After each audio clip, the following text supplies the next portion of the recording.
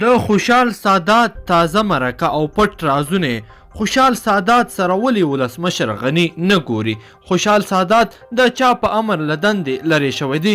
دا ټول حل او دغه ټول مسایل را سره په همدغه ویډیو کې وګورئ. ګرانو لیدونکو السلام علیکم.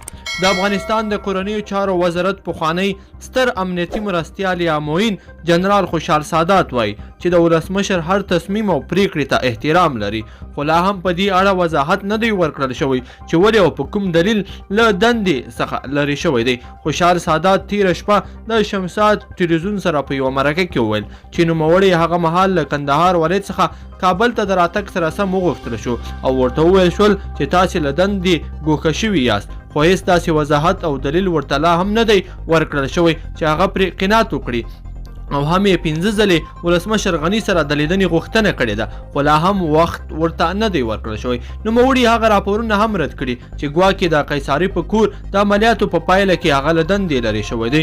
د خوشحال سادات پر وینا د قیصاري په کور عملیات په بشپړه توګه قانوني وو چې امر یې هم له حکومت څخه ترلاسه کړی وو او د قانون په چوکاټ کې د قیصاري له کور نږدې 10 کسان د وسلو سره یو ځای ونیول شول. د هغه پر وینا دا ورته توطیه نه وه نیول شوې، بلکې لا هم قناعت نه دی ورکول شوی چې په کوم دلیل دی ګوښه شوی دی.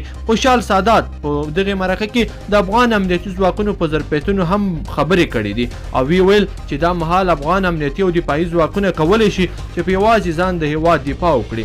د هغه پر وینا د افغان پوځ پر لیکو کې لوړ ظرفیتونه شته دي. د خوشحال سادات پر وینا د امریکا او بهرنیو ځواکونو پرته د 2014 کال راهیسې افغان امنیتي ځواکونو په خپل ظرفیت او توانایي باندې د هر ډول سترو او وړو عملیاتو پلان گزاري کوله او اجرایت کول او پر وینا یې چې دوی ته د امنیتي او کشفي ادارو له لوري معلومات په واک کې ورکول کېدل او په خپل عملیات ترسره کول. سادات زیاتوي د امریکا په شمول ټولو بهرنیو ځواکونو یوازې په تخنیکي مسایلو کې له افغان پوځ سره همکاري کوله، چې ښه مثال یې هوایي ځواک ته د الوتکو په واک کې ورکول او د ضرورت پر وخت بهرنیو ځواکونو د افغان ځواکونو سره په عملیاتو کې برخه اخیستله. ګرانو لیدونکو په دې هیله چې د خوشحال سادات دغه تازه څرګندونې به مو راسره تر پایه پورې لیدلې وي. کومه دغه ویډیو خوښه شوې نو ویډیو د سره لایک کړئ او چینل هم سبسکرایب کړئ.